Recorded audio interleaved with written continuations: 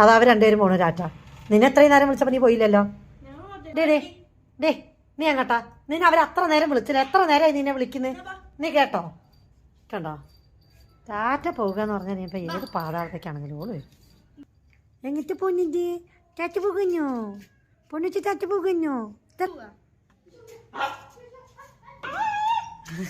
വേണ്ട കരയിപ്പിക്കല്ലേ. അതാ ഓ അതാ പൊന്നിനെ ഉണ്ടിട്ടല്ല കുട്ടീനെ വിളിച്ചേക്കില്ല. അപ്പൊ നിന്റെ അടുത്തേക്ക് വരണം. അതാ പൂച്ചേനെ എടുക്കണം. വേണ്ടേ?